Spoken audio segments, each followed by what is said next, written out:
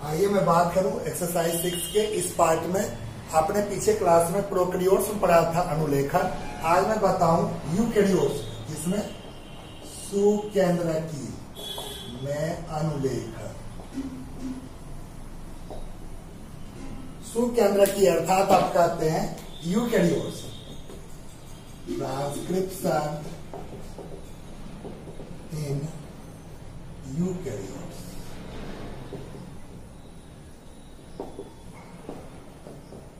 Eukaryotic organism में transcription क्रिया के अंतर्गत देखा जाता आरएनए जो बनता है। आप आज जानते हैं आरएनए तीन तरह के, rRNA, ribosomal RNA, mRNA, messenger RNA, tRNA, transfer RNA. लेकिन सभी आरएनए के लिए आप अलग अलग एंजाइम का यहाँ इस्तेमाल देखेंगे। जैसे तीनों तीन तरह का। जैसे पहला आरएनए पॉलीमरेज फर्स्ट। देखिए सबसे पहला एंजाइम का मैंने नाम लिखा आरएनए पॉलीमरेज फर्स्ट। ये जो आपके पॉलीमरेज एंजाइम है ये खास करके राइबोसोमल आरएनए के निर्माण में मदद करता है। किसके निर्माण में? RRNA ribosomal. दूसरा RNA polymerase second. RNA polymerase second ये खास करके एमआरएनए के निर्माण में मदद करता है, ध्यान रखेंगे। तीसरा आरएनए पॉलीमरेज थर्ड ये टीआरएनए के निर्माण में मदद करता है। यानी तीनों तरह के आरएनए के निर्माण को उत्प्रेरित करने वाले एंजाइम भी अलग अलग हैं। आरएनए निर्माण को उत्प्रेरित करने वाला आरएनए पॉलीमरेज फर्स्ट, एमआरएनए निर्माण करने वाला enzyme RNA polymerase second, tRNA निर्माण क्रिया को उत्प्रेरित करने वाला आरएनए पॉलीमरेज थर्ड। तीन तरह के एंजाइम तीनों अलग अलग तरह के आरएनए का निर्माण करता है। मैं बताना चाहूंगा ये जो पॉलीमरेज एंजाइम है आरएनए पॉलीमरेज ये किस तरह से काम करता है और कैसे आरएनए बनता है, इसको स्टेप टू स्टेप मैं फिगर के साथ समझाने का कोशिश कर रहा हूं। तो देखिए आइए मैं बताऊं। जैसे एक आप जानते हैं आरएनए का निर्माण डीएनए के टेम्पलेट पर होता है 3' to 5'। लेकिन डीएनए का स्ट्रक्चर अगर आपको याद होगा तो आप कुंडली वाइज आप देखते हैं इस तरह से।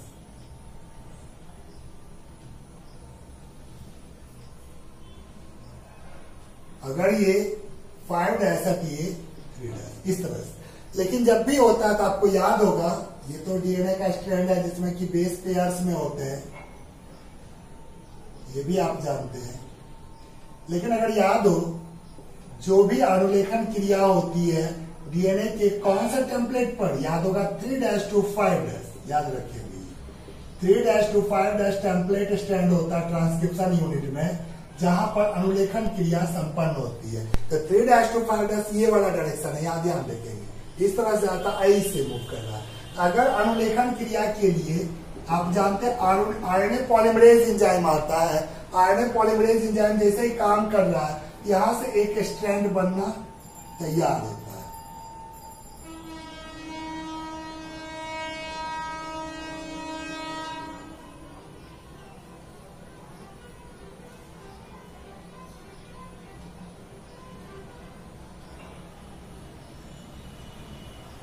आरएनए स्ट्रैंड बनना शुरू हो जाता है।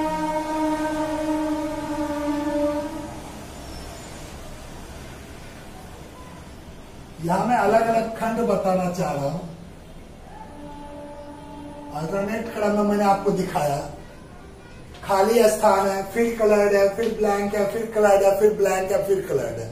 इस तरह का जो बनता है 3' to 5' पर वह 5' to 3' ये स्ट्रैंड बनना शुरू होता है। लेकिन जब ये बनता है तो इसका प्रारंभिक स्टेज जो आप देख रहे हैं अलग अलग खंड, जिस खंड में दो तरह के खंडों का नाम मैं लूंगा एक्सॉन और इंट्रॉन। खास करके इंट्रॉन, एक्सॉन, इंट्रॉन पर किसी प्रकार की क्रिया नहीं होती है, एक्सॉन पर होती है जो आगे चल के मैं चर्चा करूंगा। लेकिन यहाँ पर दोनों खंडों का मैं चर्चा कर रहा हूँ कौन कौन से खंड है, किस किस तरह से इसका यहाँ देखेंगे। अगर ये एक्सॉन है ये इंट्रॉन होगा, इस तरह से अल्टरनेट करना है। इसी को स्टेप टू स्टेप मैं दिखाना चाहता हूँ, गौर करेंगे किस तरह से ये बन करके आगे प्रोसेस में जाता है। ध्यान देखिए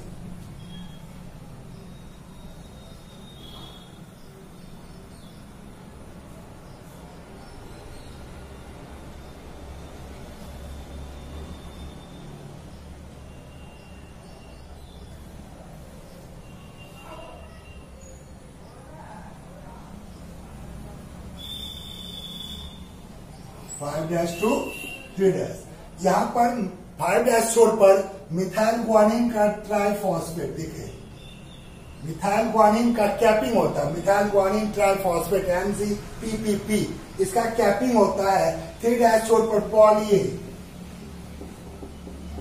इसका पुच्छन यानी टेलिंग होता है। इस तरह से स्थिरता प्रदान करने के लिए केंद्रक में ये बन रहा होता है। जैसे ये बनना शुरू होता है, यहाँ पर एक प्रक्रिया शुरू होती है जिससे कि इंट्रॉन जो कि निष्क्रिय ये खंड है ये निकलने लगता है। कैसे, क्या ध्यान देखें।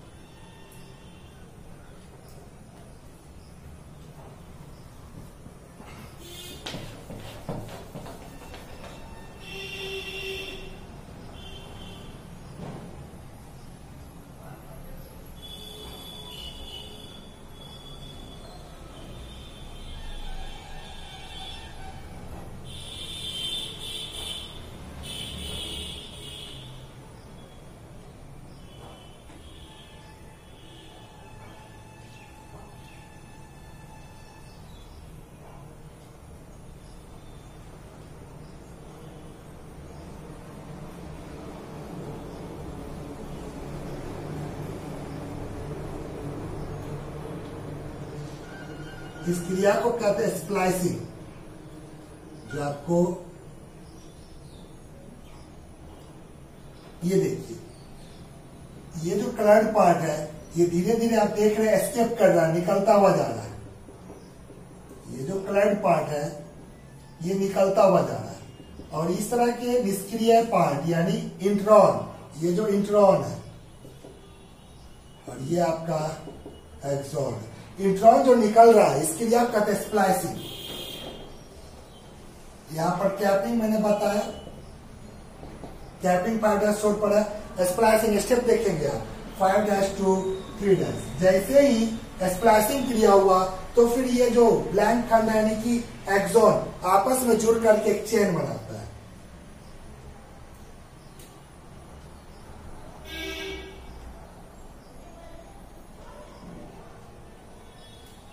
इंट्रॉन निकल गया, एक्सॉन बच गया। और ये जो एक्सॉन का क्रम आपस में जुड़ जाता है इसी को आप mRNA यानी मैसेंजर RNA कहते हैं।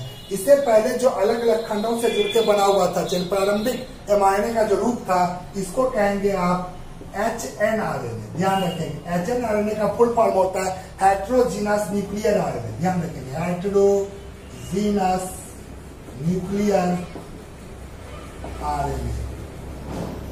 H for heterogeneous, N for nuclear RNA। इस तरह से जैसे स्प्लाइसिंग क्रिया होती है एक्सॉन आपस में जुड़ करके mRNA का निर्माण करता है और इस तरह से आपका RNA यूकेरियोट से बनकर तैयार होता है। फिर से मैं एक बार रिपीट कर दूं, डीएनए के डबल स्टैंडर्ड स्ट्रैंड पर जो टेम्पलेट स्ट्रैंड है 3'5' उस पर RNA पॉलीमरेज, कौन सा, ये RNA पॉलीमरेज एंजाइम है। RNA पॉलीमरेज एंजाइम काम करता है और इस पर 5'2'3' RNA का स्ट्रैंड बनना शुरू हो जाता है। प्रारंभिक RNA स्ट्रैंड में आप देख रहे हैं दो अलग अलग तरह के खंड, एक ब्लैंक जिसको एक्सॉन कहते हैं, एक इंट्रॉन। एक्सॉन सक्रिय खंड होता है, इंट्रॉन निष्क्रिय खंड होता है। एक्सॉन आगे चल के पॉलीपेप्टाइड चेन के निर्माण भाग लेगा, इंट्रॉन किसी प्रकार की क्रिया में भाग नहीं होगा। एक्सॉन पर कूटलेखन की क्रिया होगी, इंट्रॉन पर कूटलेखन की क्रिया नहीं होगी। जो आप एक्सॉन इंट्रॉन से बना हुआ खंड देख रहे हैं लंबा, इसको कहते हैं HNRNA जो कि mRNA का प्रारंभिक रूप होता है। जैसे ये बन रहा होता है 5' छोर पर MgPP का कैपिंग यानी कि कैप के जैसा संरचना आच्छादन होता है। 3' छोर पर पॉली है आप देख रहे हैं जो कि टेलिंग होता है। स्थिरता प्रदान करने के लिए कहा केंद्रक के अंदर। जैसे ये क्रिया हुआ आप इंट्रॉन जो बेकार है निष्क्रिय है उसको निकलते हुए देख रहे हैं, इस क्रिया को कहते हैं स्प्लाइसिंग। स्प्लाइसिंग क्या है आप सिंपल सा कहते हैं HNRNA के अंतर्गत HNRNA में उपस्थित इंट्रॉन का निकलना और एक्सॉन का आपस में जुड़ना क्रिया क्या कहलाता है, स्प्लाइसिंग। जैसे एक्सॉन आपस में जुड़ जाता है उसको mRNA कहते हैं। इस तरह से यूकेरियोट्स में संपूर्ण रूप से mRNA बनकर तैयार हो चुका है। आइए मैं आनुवांशिक कूट नेक्स्ट टॉपिक में बताऊं। जेनेटिक कोड आपने पीछे क्लास में देखा था, डीएनए के बराबर मैंने कह रहा था डीएनए के बारे में, वह कुछ संदेश बनाता है। वह संदेश किस रूप में? कोड के रूप में, उसी को कहते हैं आनुवांशिक कूट। लेकिन ये कैसे होता है ध्यान रखेंगे। तीन समीपस्थ नाइट्रोजनी क्षार, तीन समीपस्थ नाइट्रोजन क्षार, ध्यान रखें नाइट्रोजन क्षार कौन कौन से थे? Adenine, guanine, cytosine, thymine. अगर याद होगा यहां पर थाइमिन के बदले क्या होगा? यूरासिल, क्योंकि आरएनए संदेश को लेके जाता है, ध्यान रखेंगे। तो मैंने कहा एडेनिन, ग्वानिन, साइटोसिन, यूरासिल, इन चारों में से कोई भी तीन, चाहे एक जैसा हो, ए सी सी सी, कोई भी हो, तीन समीपस्थ नाइट्रोजन क्षार का बना हुआ संरचना आनुवांशिक कूट कहलाता है। सबसे पहले एक वैज्ञानिक आए जिनका नाम था जॉर्ज गेमो, जिन्होंने 1955 में कहा कोई भी आनुवांशिक कूट तीन नाइट्रोजन क्षार का बना होता है। दो साइंटिस्ट और आए जिनका नाम था निरेनबर्ग और मेथाई, दो साइंटिस्ट थे। इन दोनों ने प्रयोग द्वारा 1961 में साबित किया नाइट्रोजनी क्षार में उपस्थित तीन आनुवांशिक कूट में उपस्थित तीन नाइट्रोजनी क्षार का समीपस्थ जोड़ा, समीपस्थ कॉम्बिनेशन जो अमीनो अम्ल का निर्माण करता है। किसको? अमीनो अम्ल के कूट लेखन के लिए जिम्मेदार होता है। इन दोनों का स्टेटमेंट को एक साथ मिलाकर आनुवांशिक कूट का आप डिफिनेशन दे सकते हैं। कैसे? इन्होंने कहा था नाइट्रोजनी क्षार का तीन समीपस्थ समूह मिलकर के आनुवांशिक कूट बनाता है। इन दोनों ने मिलकर क्या कहा प्रयोग द्वारा? आनुवांशिक कूट में उपस्थित तीन नाइट्रोजन क्षार का समूह किसी खास अमीनो अम्ल का कूट लेखन करता है। दोनों सेंटेंस को मिला दें, तीन नाइट्रोजन क्षार का वह विशिष्ट समूह जो किसी खास अमीनो अम्ल का कूट लेखन करता है, ऐसे विशिष्ट समूह को आनुवांशिक कूट कहा जाता है। अब आप समझ रहे होंगे कि चार नाइट्रोजन क्षार में मात्र तीन ही नाइट्रोजन क्षार समूह मिलकर क्या बनाता है? आनुवांशिक कूट। जब गौर करेंगे 4 to the power 3 क्या होता है? 4 into 4 into 4, टोटल कैलकुलेट करेंगे कितना होगा? 4 4 जा 16, 16 4 जा 64, यानी टोटल आनुवांशिक कूट कितना बनेगा? 64। मैं बना के दिखाता हूं किस तरह से, आपको भी आसान लगेगा, आप भी समझेंगे किस तरह से बनता है, मैं बताता हूं। आइए आनुवांशिक कूट में बनाकर समझाऊं कैसे कैसे होता है। आप देख रहे होंगे कॉलम में बना रहा हूं, कॉलम के साथ में आपको बताऊंगा किस किस तरह से ये कंप्लीट बनता है।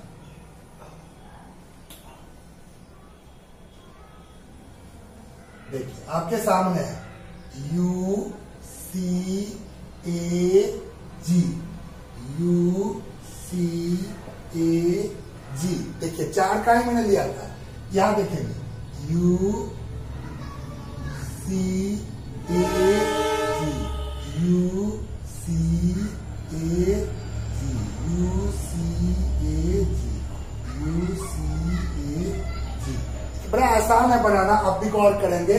फर्स्ट कॉलम में देखिए मैं क्या कर रहा हूं, पहले इसका, तब इसका, तब इसका, तीन कॉलम को लेता हूं तो तीन एक एक आता है तो तीन मिल जाता है। इसका पहले बनाऊं U, इसका U, इसका U, उसका भी U, पहला कॉलम गौर करेंगे। फिर देखिए दूसरा कॉलम U, उसका दूसरा C, U C, फिर तीसरा U A, फिर चौथा U G,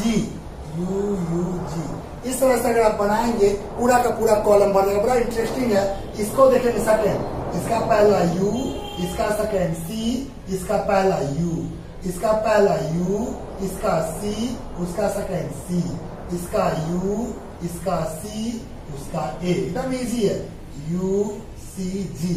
साम स्पष्ट रूप से आप इसको बना सकते हैं। आप यहाँ देखेंगे इसका U ले लिया, इसका A ले लिया, उसका U, फिर देखिए इसका U, इसका A, उसका C, फिर इसका U, फिर इसका A, फिर उसका A, U A G last में। उस तरह से वो भी कॉलम पूरा होगा U Z U, U Z C, U Z A, U G G।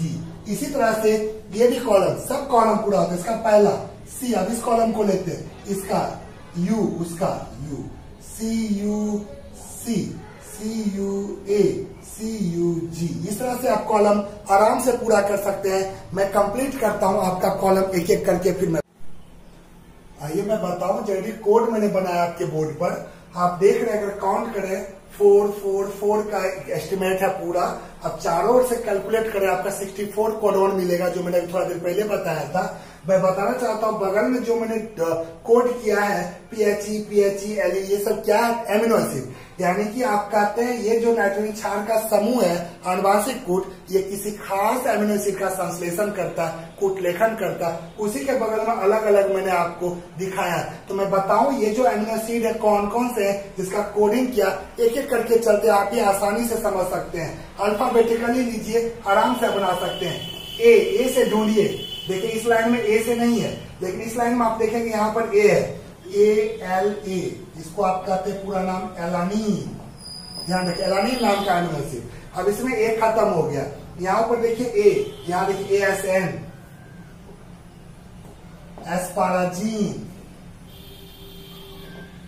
देखिए एमिनो एसिड का पूरा नाम लिख रहे हैं, ASP एस्पेरेटिक एसिड।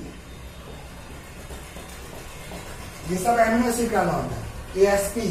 अब देखिए ARG, आर्जिनिन।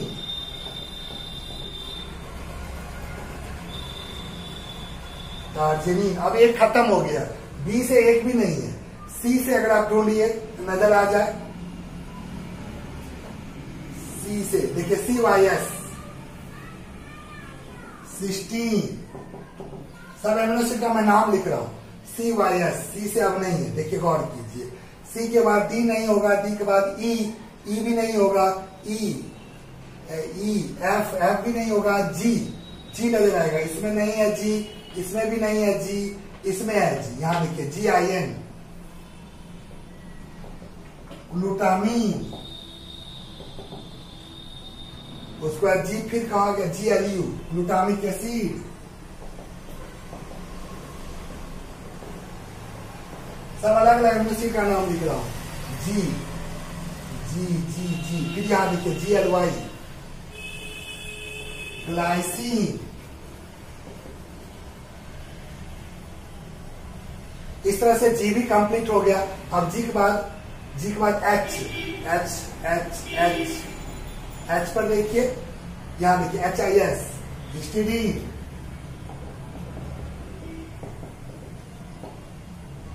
H के बाद अब H नहीं है, H के बाद I से यहां पर ILE, isoleucine.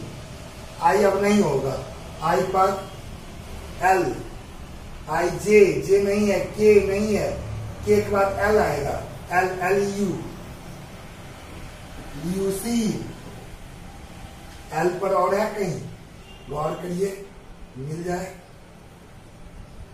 LYS, lysine. L के बाद अब नहीं, L के बाद M, HMT, मिथियोनिन। M अब नहीं होगा, M के बाद N नहीं होगा, O नहीं होगा, P से देखिए PHE, फिनाइल एलानीन, PHE। उसके बाद आ जाइए PRO, प्रोलीन। P के बाद अब P नहीं होगा, PR नहीं होगा, RS है, इसमें नहीं है, इसमें SER, serine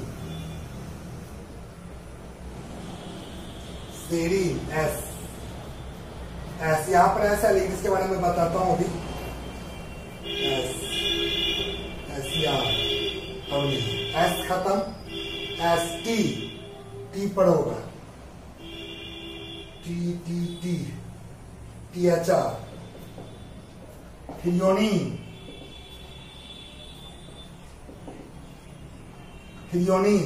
THR, TYR, tyrosine,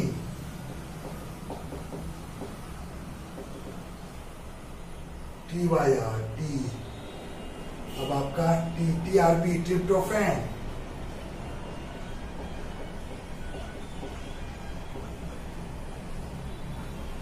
T complete, T के बाद उसके बाद आपका क्या मिल रहा है, आपका हो गया MNOPQRS टी, यू नहीं है बी होगा, B VL valine, UV B से अब V के बाद WXYZ कंप्लीट। अब काउंट करिए कितना अमीनो एसिड होता है, 1 2 3 4 5 6 7 8 9 10 11 12 13 14 15 16 17 18 19 20, यानी 20 के 20 अमीनो एसिड्स मैंने बोर्ड पर लिखा है। यानी आप कह सकते हैं मानव जो सजीव है, मानव के शरीर में कुल अमीनो एसिड की संख्या कितनी होती है, 20 अमीनो एसिड को बनाने के लिए इतने सारे कोडोन की आवश्यकता पड़ती है। यहाँ पर मैं विशेषता बताऊं उससे पहले मैं बताऊं इसका मैंने कोडिंग नहीं किया, यहाँ गौर कीजिए। स्टॉप स्टॉप स्टॉप, स्टॉप का मतलब होता है रुकना, यानी अमीनो एसिड का कूट लेखन करता है उसका तो मैंने दे दिया, लेकिन इन तीनों जो UAA, UAG, UGA ये तीनों जो कोडोन होंगे ये जहां पर आएंगे जिस चेन में वहां पर पॉलीपेप्टाइड चेन को रोकता है, स्टॉप करता है, इसलिए इन तीनों के आगे मैंने स्टॉप दिया है, यानी अर्थात ये किसी प्रकार का कूट लेखन क्रिया नहीं करता। अब आइए मैं इतना सारा मैंने बताया, कुछ विशेषता बता दूं इसी पर कैसा कैसा विशेषता होता है तो उसको मैं थोड़ा सा डिटेल्स बताऊं। आइए एक एक करके मैं विशेषता बताऊं। तो आपने देखा अनुवांशिक कूट कितने नाइट्रोजन क्षार का मिलकर बना होता था, आपको अगर याद होगा 3 नाइट्रोजन क्षार का जो कि आपके बोर्ड पर भी दिख रहा है। आइए मैं विशेषता बताऊं। सबसे पहला विशेषता इसको कहते हैं त्रिकूट, क्या कहते हैं, ट्रिपलेट कोडोन।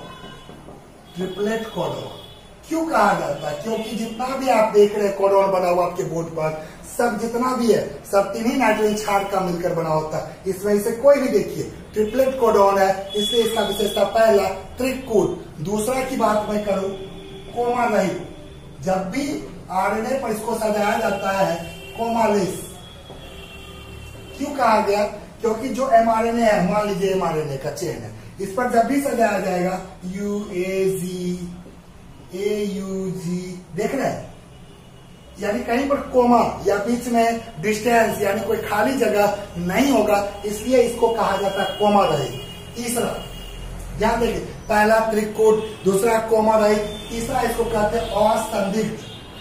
इसका विशेषता एम्बिग्यूअस।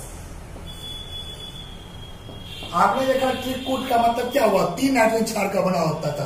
कोमा रहित का मतलब क्या हुआ, कोई भी mRNA पर कोडोन लिखा जाएगा उस पर किसी प्रकार का खाली स्थान नहीं होगा, कोमा नहीं लगेगा। लेकिन जब आप कहते हो असंदिग्ध, इसी में से आप देखते हो कुछ ऐसे कोडोन है जो केवल एक ही अमीनो एसिड का कोडिंग करता है। एज एग्जाम्पल यहाँ देखेंगे AUG इस तरह का है जो केवल मिथ्योनिन का करता और कहीं पर मिथ्योनिन का चर्चा नहीं है। ऐसे ही आप देखो UGG जो कि ट्रिप्टोफैन, और कहीं 64 में कहीं भी ट्रिप्टोफैन का चर्चा नहीं है।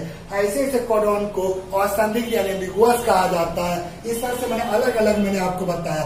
इसी तरह से आप कहते हो इसको चौथा नंबर अपरासित कूट, जिसको डिजेनरेट कोडोन कहते हैं, अर्थात इसका उल्टा। कहने का मतलब कहीं कहीं आपने देखा एक कोडोन एक एमिनो एसिड, लेकिन आप मैक्सिमम जगह देख रहे हैं किसी एक एमिनो एसिड के लिए एक नहीं कई कोडोन की आवश्यकता पड़ती है। जैसे कि देखिए फिनाइलएलानिन 2 की आवश्यकता पड़ रही है, ल्यूसीन का देखिए 1 2 3 4 5 6, यानी कोई भी इनमें कोडोन होगा एक एमिनो एसिड का कोडिंग करेगा। कहने का मतलब इस तरह के कोडोन को अपरासित कूट कहते हैं। ऐसे ही आप चले जाइए प्रारंभन कूट, इनिशिएशन कोडोन किसको कहते हैं, AUG, ध्यान रखेंगे, हमेशा याद रखेंगे AUG को इनिशिएशन कोडोन कहते हैं। क्यों, mRNA पर जैसे ही किसी mRNA के द्वारा किसी पॉलीपेप्टाइड चेन का निर्माण होगा, वहां निर्माण करने के लिए प्रारंभन कोडोन के रूप में कौन मौजूद होता है, AUG, इसलिए इसकी विशेषता है प्रारंभन कूट। ऐसे ही समापन कूट, टर्मिनेशन कोडोन। आपने अभी देखा था 3 codon UAA, UAG, UGA, 3 codon कहा है, देखिए यहाँ UAA, UAG, UGA तीनों के बगल में स्टॉप लगा हुआ है। तो जहां पर ये तीनों में से कोई भी कोडॉन रहेगा स्ट्रैंड पर, वहां पर पॉलीपेप्टाइड चेन का समापन होगा, अंत हो जाएगा, इसलिए इसको कहते हैं समापन कोड। इस तरह से मैंने लगभग 5-6 मैंने आपको इसकी विशेषता बताया। आगे वीडियो में नेक्स्ट में समझाऊंगा अलग से टॉपिक को।